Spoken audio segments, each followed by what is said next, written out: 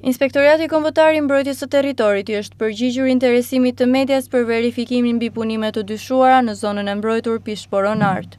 Sipas këtij inspektoriati, në përgjigje të shqetësimit qytetar, janë kryer verifikime në terren në Pishporo-Nart, ku është konstatuar se në zonën kadastrale 1007, në pasurinë nr. 262-12, të regjistruar në Agjencinë Shtetërore të Kadastrës në emrin e personit juridik Albanian Land Development, po kryeshin punime rrethimi dhe punime përgatitore për rrugët e aksesit. Sipas Inspektoratit Kombëtar të Mbrojtjes së Territorit, këto punime rezulton se po kryen në bazë të vendimit nr. 5, datë 29/4/2026, për kryerjen e punimeve të rrethimit dhe punimeve përgatitore në funksion të ndërtimit të rrugëve të aksesit brenda prone, me vendodhje në Zvërnec, Bashkia Vlorë me subjekt zhvillues shoqërinë Zvërnec South Adriatic Development SHPK.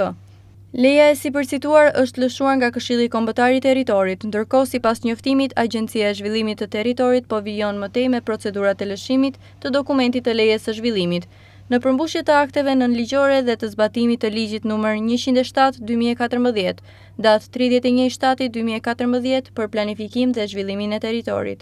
Inspektorati Kombëtar i Mbrojtjes së Territorit sqaron mëtej se subjekti disponon dhe raportin paraprak të vlerësimit të ndikimit në mjedis, Zvërnec Peninsula, kompleks multifunksional, banimi, shërbimesh, hotelerie, rekreacion, marina, 8 kate, me vendodhje në Zvërnec me subjekt zhvillues shoqërinë Zvërnec South Adriatic Development SHPK.